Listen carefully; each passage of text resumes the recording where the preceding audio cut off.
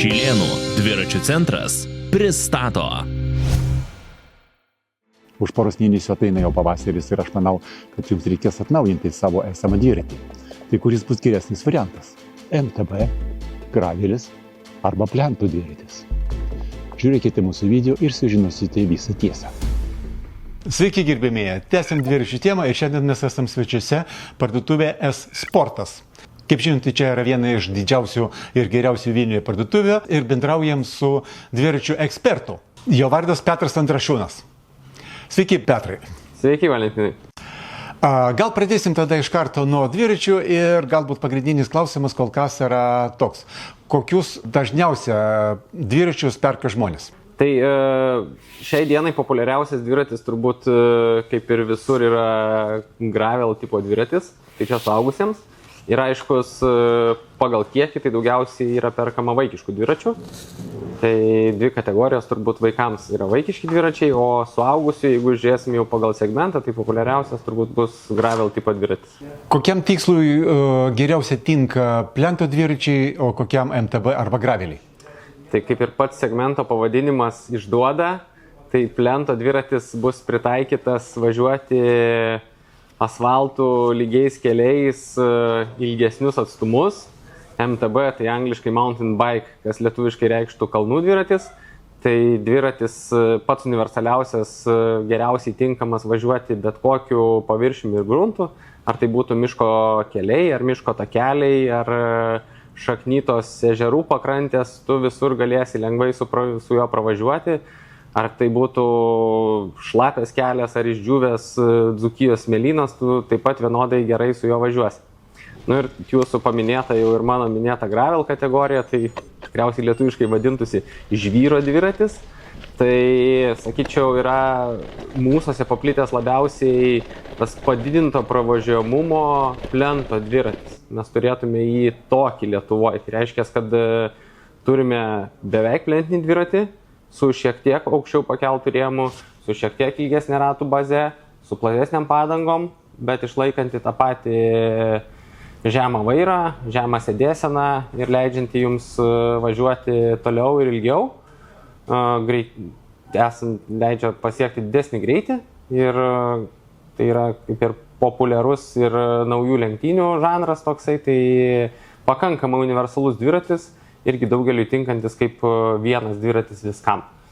Jeigu žmogus ateina į parduotuvę ir nori įsigyti dviratį, jis pamato patinkantį jam pagal spalvą, formą, dydį, padangų, nežinau, ten plotį ir sako, noriu šito. Ar čia yra geras variantas ir kaip žmogui pasirinkti tinkamą dydį dviračio?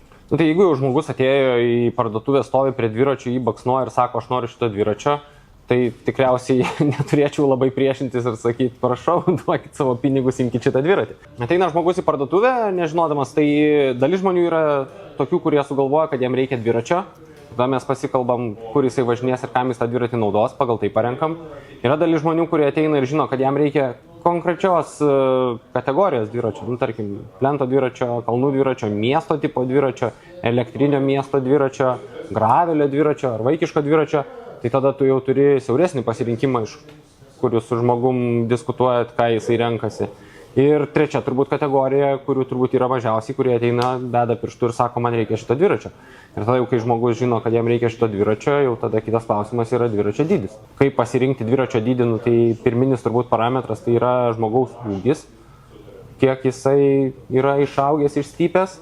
O kad labai tiksliai pasirinkti dviratį, tai geriausiai yra atlikti bikefito procedūrą. Tai yra dviračio sureguliavimas pagal žmogaus ūgį, bet tu pradžiai neturėdamas dar dviračio, tu tik tai žmogų išmatuoji, pasižiūri jo antropometrinius duomenis, kokio jis ūgio, kokio ilgio kojos, kokio ilgio liemuo.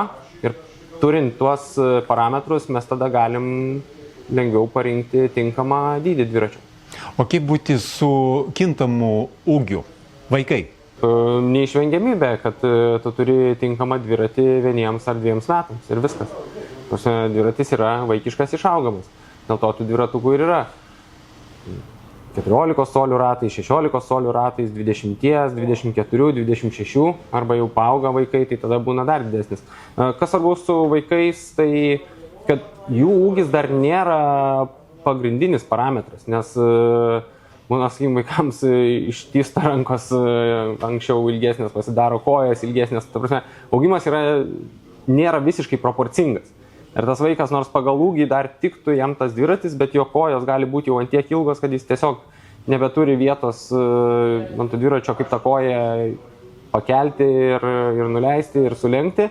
Tiesiog nebeužtenka turimo dviračio ir tada reikia keisti dviratį.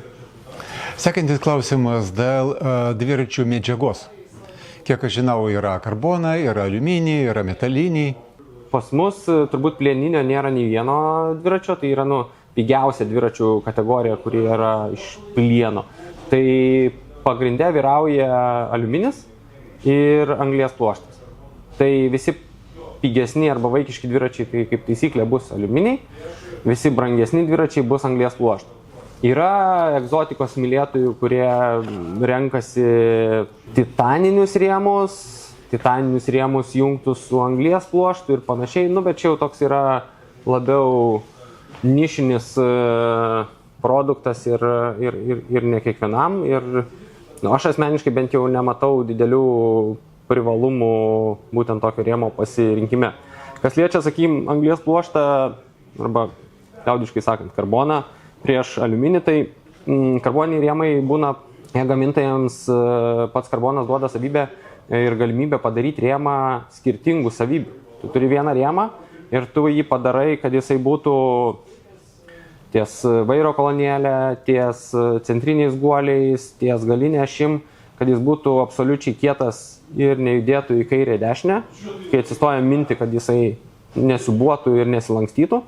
Bet kai kurias kitas vietas, pavyzdžiui, rėmo dalis, kurie ateina nuo galinės ašies link balnelio, arba patį balnelio kotą, padaryti taip, kad jie šiek tiek judėtų. Tai reiškia, kad važiuojant su dviračiu gavus smūgį, jisai šiek tiek suamortizuoja. Reiškia, pats rėmas gali lankstytis. Ir yra tam tikra deformacija, kuri konvertuojasi į komfortą. Tai reiškia, mes į kažką atsitrenkiam, rėmas susibavo, mes taip lengvai per tą dobelę pravažiavom, tiesaus smūgio negavom ir galutiniam variante dienos pabaigoje būsim mažiau pavargę ir nuvažiavę toliau. Tuo tarpu aliuminis mums leidžia pagaminti tik tais vientisą rėmą, kuris bus labai lengvas ir tada jisai jau bus netoks gailestingas kaip anglies pluošto rėmas. Kas liečia ilgamžiškumą, tai tų karboninių dviračių turbūt, kad paprastai jų būtų sulaužyta, tai nėra taip daug, nes aliuminio irgi sulankščius tu jo jau nebeištiesinsi. Tuo tarpu anglies pluoštą galima remontuoti ir yra žmonių, kurie tai daro ir tai yra remontuojamas dalykas ir dažniausiai, sakykim, kad ten karbonas pavargtų ir pats sulūžtų, tai taip nebūna. Ten turi būti kažkokie tai smūgiai, tai plente tai pasitaiko griūtis, kai tiesiog griūties atveju yra viskas sulaužoma. Kalnų dviračiuose tai būna kažkokie tai nepavykę šuoliai, kai yra šokama vieno kalniuko ant kito ir neperšokamo su priekiu nusileidžiama į kito kalniuko pradžią. Sakykime, kitais atvejais tai viena iš tokių baisesnių karbonų lygų yra garažlygė. Tai reiškia, kai dviračiai sukrauti ant automobilio stogo ir vairuotojas pamiršo, kad turi dviračius ir įvažiuoja į garažą su tais dviračiais, tai tada jau karbonas lūžta. Ir ne tik karbonas lūžta, bet ir dviračių laikikliai, pažeidžiamas automobilio stogas ir panašiai. Tai, sakyčiau, aš asmeniškai esu labiau už anglies pluošto rėmus arba karboninius, bet biudžetiniai dviračiai visi, kaip taisyklė, yra su aliuminiais. Ir siūlyčiau vengti plieninių dviračių, nes jie yra labai sunkus ir nupirkus vaikui labai pigų plieninį dviratuką iš bandelių parduotuvės arba statybinių medžiagų parduotuvės, tikimybė, kad tas vaikas važinės laimingas su to dviračiu, jinai yra turbūt pirmai dienai, nes po to tas dviratis ilgai netarnaus, nes būna prastos kokybės, būna labai prasto surinkimo pačiai parduotuviai ir šiaip mažesniems vaikams jie yra tiesiog per sunkus. Ar egzistuoja kažkokia lentelė, pavadinsim šitą dalyką, kur yra minima detalių remontas, keitimas? Kaip dažnai tai reikia daryti? Grandinė, padangos? Tai visos eksploatacinės dviračio dalys, jos yra keičiamos tada, kada jos susidėvi. Tai turbūt priklausys nuo to, kiek daug jūs važiuojate ir kokiam oro sąlygom jūs važiuojate. Stabdžių kaladėlės jos per laiką susitrina, ar tai yra kaladėlės, kurios trina į ratlankį, ar tai yra kaladėlės, kurios trina į diską, jos tiesiog per laiką susidėvi. Kita problema žmonėms, kurie retai naudoja dviratį ir jos tos kaladėlės nesusidėvi, bet tarkim per keletą metų jos gali būti, kad sukietėja. Ir tada prastėja stabdymo kokybė ir atsiranda toks pašalinis bjaurus dalykas kaip cypimas stabdžių ir tų kaladėlių. Tai tokių dalykų stebim. Grandinės, aiškus, išsitampimus mes servise matuojam ir žinom, kada tą grandinę reikia keisti. Matavimo įrankį gali nusipirkti ir patys žmonės ir pasimatuoti grandinę. Švarios, išplautos, suteptos grandinės, suteptos ne purvu, o tepalu ir be jokio abrazyvo ir purvo, tai jos tarnauja ilgiau. Jeigu grandinė yra neprižiūrėta, apsivėlusi, kailiu apaugusi, tiesiog nafta iš jos sunkėsi, tai dažniausiai tokia grandinė surinkusi daug abrazyvinių medžiagų ant savęs, jin daug greičiau išsidėvi ir pati, tai ta prasme atsiranda grandinės išilgėjimas, nes patys nareliai išsitampo, patys, čia dabar roleriukai, turbūt taip pavadinti, apvalūs šitie žiedeliai grandinės irgi pradeda judėti ant ašies ir ta išilgėjusi grandinė jinai sudėvi ir žvaigždės, ta prasme ir žvaigždžių bloką ir priekinės žvaigždės, nes jinai pasidaro per ilga ir jinai ištrina metalą, dėl to pavėlavus atlikti servisą arba neprižiūrint savo komponentų, serviso metu neužtenka pakeisti grandinės, reikia keisti jau ir galinę kasetę arba žvaigždžių bloką, kaip jis vadinasi liaudyje, arba jau ir priekinės žvaigždės. Tai, sakykim, tokios eksploatacinės dalys. Padangos, tai padangos tarnaus tiek, kiek jūs jas trinsit į asfaltą, kiek stipriai stabdysit. Tarkim, vaikiškus dviračius, tai dažniausiai galinė padanga būna nudyžta labai tvarkingai, nes vaikai, kai išmoksta driftinti, tai jie tą daro tol, kol sproksta padanga ir išlenda kamera. Kitas, sakykime, peilis padangoms tai yra pradurimai arba supjaustimai ant kelio kažkokių tai šiukšlių. Ar tai būtų stiklas, ar tai būtų metalas, kur tiesiog padanga yra prapjaunama ir mes jau nieko negalim padaryti. Bet šiai dienai labai daug kas naudoja bekamerinę sistemą.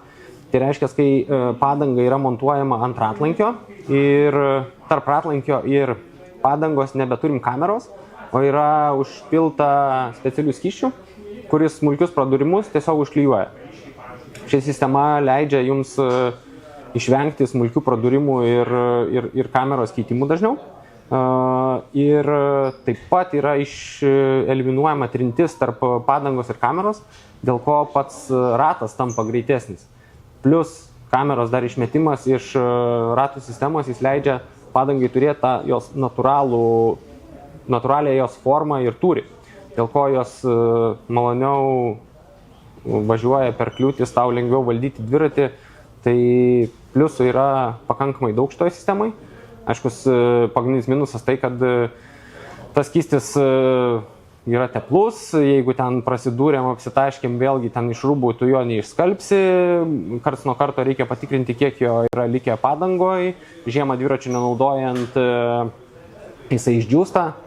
Priežiūros reikia, bet pliusų yra daugiau negu minusų. Ir toliau, sakykime, kitas labai svarbus momentas dviračių detalių priežiūrai tai yra šarvai ir trosai. Tai šarvas tai yra tas juodas laidelis, kuris eina nuo dviračio priekio iki kažkurio komponento gale, ar tai būtų galinis stabdys, ar tai būtų galinis pavarų perjungėjas. Tai mes turim šarvą ir jame yra troselis, kuris tempiamas su rankenėlės pagalba judina komponentą ir keičia pavaras, arba tempiamas priverčia stabdžius susispausti ir atsileisti. Tai šarvus trosus rekomenduojam pasikeisti vieną kartą sezone, būtinai, nes viduj patenka drėgmės, patenka purvo, vyksta korozija, atsiranda atplaišos, tau tada pavaros ar stabdžiai nebeveikia taip lengvai, kaip turėtų veikti. Ir dar vienas momentas, jeigu mes turim plentinės rankenėlės arba gravelio rankenėlės su mechaniniam pavarom, tai trosas pačioj rankenėliai nuo kampų jisai dėvisi dar stipriau negu šarve. Dėl to jį irgi reikia pasikeisti, nes jisai bus tikriausiai pačioj rankenėliai jau įtrūkinėjęs. Ir pasidarius vieną kartą sezonę šitą, tu gali žinot, kad kitais metais tau kažkada neįvyks siurprizų, netikėtumų. Nes atvažiavus į servisą pilną pasidarius profilaktiką, bet nepasikeitus šarvų trosų, yra rizika, kad sekančio važiavimo metu tas trosas tiesiog paims ir nutrūks. Nes jį reikėjo pakeisti dėl to, kad jis rankenėlį galėjo būti įtrūkęs. Bet čia turbūt šykštus moka 2 kartų. Arba jeigu servise meistrai pavargę, ne visą laiką prisimena pasiūlyti šitų dalykų. Kokia yra nuomonė apie grandinės vaškavimą? Apie grandinės vaškavimą nuomonė labai gera. Tai ką mes matom, kad grandinės, kurios naudoja ne tepalą, o tepalą vašką, jos tarnauja daug ilgiau. Tai tada grandinė nesurenka to, kaip aš sakiau, abrazyvo nuo kelio viso purvo ir jinai neišdėvi pati savo narelių ir tuo pačiu, kadangi nepraranda savo originalaus ilgio ir neilgėja, jinai nesudėvi ir žvaigždžių. Tai mes turim atveju, sakykim, kai žmonės net 2 ar 3 kartus prailgino grandinės tarnavimo laiką ir komponentų tarnavimo laiką, vien dėl to, kad naudoja vašką.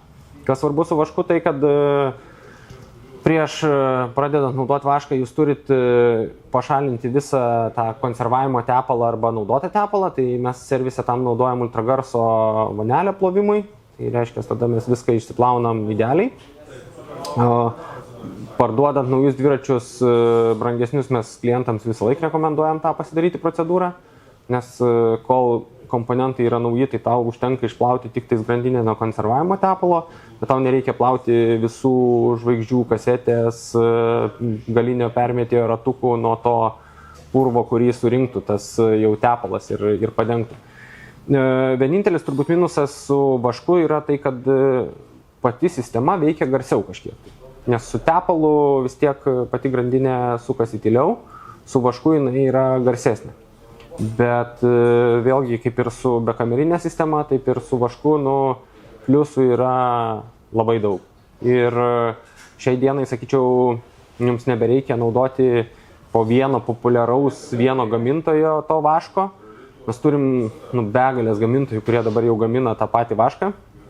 Ir netgi ProTour'e jau komandos pereina jau ant vaškuotų grandinių, kas jau buvo jau toks, sakykime, visi mėgėjai ir neprofesionalai važiuoja su vaškuotam grandinėm, o ProTour'as ir Pro komandos vis dar važiuoja su tepalu, bet tai jau pamažu keičiasi, nes čia pas profesionalus kartais suvokimas, kad kažkas yra geriau, ateina lėčiau, nes tradicijos yra per daug gilios ir kaip tu, jeigu visą gyvenimą taip darei, tai kaip čia gali daryti kitaip.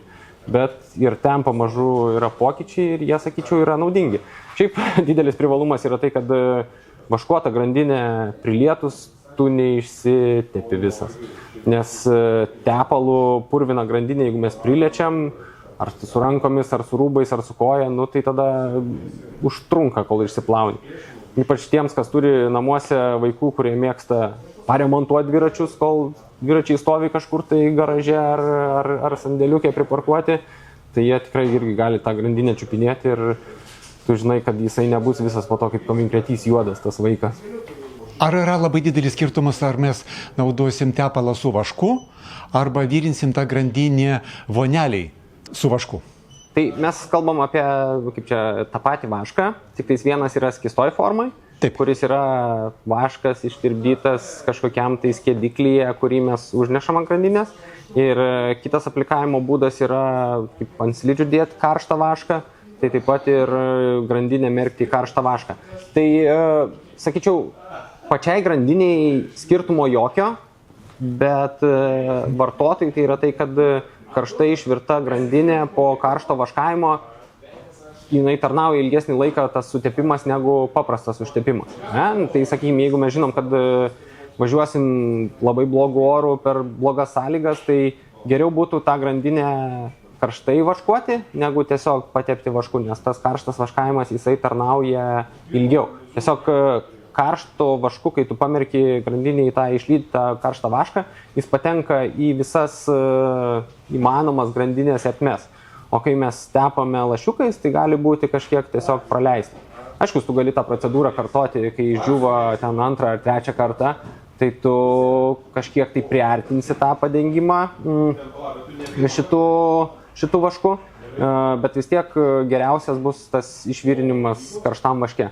Ir kitas dar momentas yra, kad kai kurie gamintojai netgi gamina skirtingą tą parafiną, kurį mes tenais lydom, tai gali būti, tarkim, endurance tipo, tai maždaug tarnaus ilgiau, arba speed tipo, tai pasitepsi šitą grandinį ir tapsi greitesnis, nes taupysi 0,0001 vato per kažkiek tai laiko tarpą, kas yra šiek tiek turbūt daugiau pasakos ir marketingas negu apčiuopiama realiam gyvenime. Nes yra ir žmonių, kurie ten miksuoja vieną su kitu, ką gauna iš tikrųjų sunku pamatuoti, nes tai yra tokie, čia galbūt laboratorijai mes galim šitus dalykus išmatuoti, bet ar jie turės jums įtakos realiam gyvenime važiuojant prieš vėją į kalną, pabandykit ir pasidalinkit savo nuomonę. Tai vat. Bet jo, iš praktikos tai taip, karštai nuvaškuota grandinė tarnaus, tas sutepimas jisai veiks ilgiau. Paprastai užvarvintas vaškas, jisai tarnaus trumpiau. Tai vienintelis skirtumas. Galima keletą žodžių išgirsti, kokia yra nuomonė apie elektrinius dviračius? Oi, tai elektriniai dviračiai turbūt mūsų visų, kurie neinam jaunyn, yra ateitis. Nes palyginus su tuo, kas buvo prieš 10 metų ir kaip tai atrodo dabar, tai varikliai yra mažesni, lengvesni, baterijos irgi šiek tiek mažesnės, valdymas patogesnis. Tai, sakyčiau, kiekvienai dviračio kategorijoje, ar tai būtų kalnų dviratis, ar miesto dviratis, ar plentinis dviratis, mes turim elektrinį atitikmenį. Tik, sakyčiau, kas su elektra yra svarbu žinoti, tai kad elektriniai yra, angliškai vadinasi pedal assist, tai reiškia padedantis minti, nes tu turi minti ir tada variklis tau padeda. Ir ES yra reikalavimas, kad 25 km/h yra tas brūkšnys, kurį mes, jeigu jau viršijam, variklio pagalba išsijungia. Tai reiškia, mes vis laik minam ir variklis mums padeda. Kai matot gatvėje važiuojančius, nežinau, Bolto ar kitų maisto prekių pardavėjų kurjerius su tais dideliais dviračiais, jie jų nemina. Tai čia turbūt nėra visiškai elektrinis dviratis, ten turbūt vadinasi mikrojudumo priemonė, tai čia laikas turbūt, kada įstatymų leidėjai susivoks, kad tai, šita transporto priemonė neturėtų važinėti dviračių takais pagal savo galingumą, nes kai kuriuose šalyse yra daromi reidai, stabdomi elektriniai paspirtukai, elektriniai dviračiai ir tiesiog policija matuoja, kiek tu gali su tuo dviračiu pasiekti galios arba kokį greitį. Ir ten gali turbūt tam pačiam YouTube pasiieškoti ar Google iš policijos Austrijos ar Vokietijos reidų, kur su paspirtukais pasiekia ant stendo 110 km/h greitį. Tai įsivaizduokit, kas bus su to paspirtukininku, kai jisai padarys avariją važiuojant, kad ir 70 km/h greičiu. Tai turbūt nelabai kokios pasiekmes ir tokia baisesnė politrauma.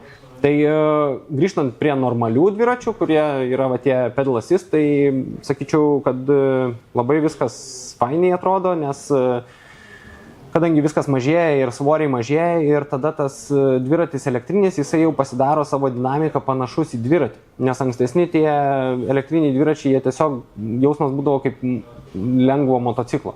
Tiesiog jeigu važiuoji su elektriniu kalnų dviračiu, jo ir visas vairavimas ir mėtymas yra tiesiog kaip labai per sunkaus dviračio, tai realiai kaip motociklo ir tu važiuoji visai kitom trajektorijom, negu tu šiaip įprastai važiuotum. Labai dideli privalumai šitų dviračių yra, jeigu yra dideli reljefo pokyčiai, sakykime, jeigu mes Vilniuje gyvenam kažkur tai Pilaitį ir reikia važiuoti į centrą pirmyn atgal, tai kad žmonėms pakilti į kalną, tai jiems bus su elektriniu dviračiu lengviau. Tie, kurie važinėja ilgesniais atstumais, gyvena užmiestį, reikia atvažiuoti iki miesto ir turi kažkokį tai ruožą kelio, kuris yra atviras ir ten nuolat košia vėjas. Tiem irgi su elektriniu dviračiu bus patogiau, nes jis visą laiką žinos, kad jis į darbą atvyks per tą patį laiką X. Jeigu jis važiuotų paprastų dviračių ir jam į kaktą ten vėjas, tai jisai gal užtruks pusę valandos ilgiau, atvažiuos į tą darbą visas sušilęs, nuplukęs ir pavargęs. O su elektriniu dviračiu tiesiog žmogus atvažiuoja laimingas ir laiku, ir kamštyje nestovės. Tai aš manau, kad jo, elektriniai dviračiai tai ateitis ir labai stiprus pagalbininkas tiems, kas nenori stovėti kamščiuose. Ir tikiuosi, kad vieną dieną Vilniuje irgi bus kaip Kopenhagoje ar kituose miestuose, kur tiesiog dviračių takas yra kaip normali gatvė ir intensyvi ir tu važiuoji dviračiu ir stebi aplinką, nes labai daug kitų eismo dalyvių su tais pačiais dviračiais ir visi važiuoja į darbus ar veža vaikus į darželius.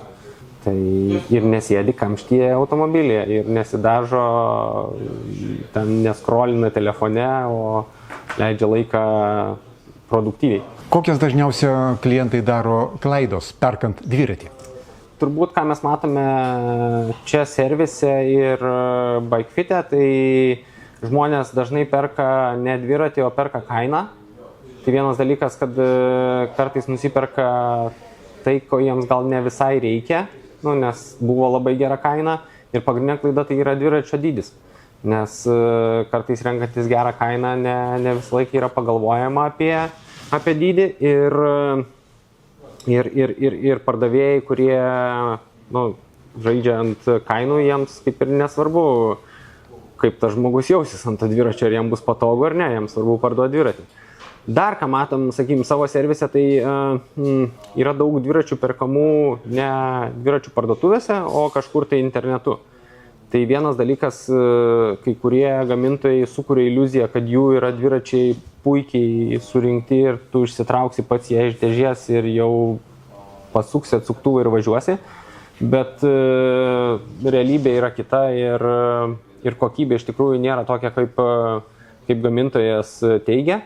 Ir kitas, sakyčiau, momentas yra, kai žmonės perka dviratį internetu iš kito miesto ir siunčiasi. Tada tu vėl net atsiranda kai kurių smulkių gedimų, kuriuos pardavėjas galėtų ištaisyti čia servise, bet kadangi dviratis pirktas kitoj parduotuvėj, tai kitam mieste, tai to jau kaip ir paprastai nepadarysi, jau tada turi rašytis paprastai į servisą, mokėti pinigus ir tas galbūt kainos skirtumas, ką tu sutaupėjai, jisai tada mažėja ir klausimas ties kuria vieta baigėsi.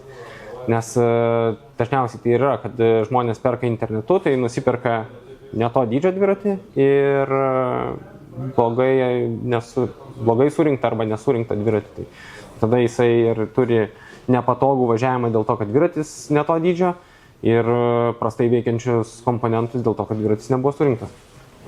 Koks yra populiariausias aksesuaras? Tai populiariausias aksesuaras turbūt, sakyčiau, yra mirksiukas arba žibintas. Bet galbūt klausimą kelčiu ne taip, koks yra būtinas aksesuaras. Tai būtinas aksesuaras yra šalmas. Nes jeigu mes galvą naudojame ne tik tam, kad į kūną neprilytų, tai tada reiktų dėvėti šalmą. Ir tai ne dėl to, kad čia mes puikiai valdome dviratį ir galime važiuoti be šalmo, bet tai yra dėl to, kad eismo dalyvių yra dvirtakiuose tiek daug, kad tu gali gauti raketą į užpakalį net nežiūrėdamas ir tada tas šalmas tau bus reikalingas. Trečias dalykas irgi, netgi kai gerai valdai dviratį, kartais kelio danga tau būna pasiruošus siurprizą iškrėsti, tarkim, rudenį nukritę šlapi lapai, kurie yra prilipę ir slidus kaip ledas, ar ryte išvažiavus yra pašalę kažkur, ko tu nematai. Tai tokie momentai, kai tau šalmas gali tiesiog sutaupyti laiko ir nereiks važiuoti į priimamą ir siūti antakio, tai labai paprastai, arba didesnės traumos.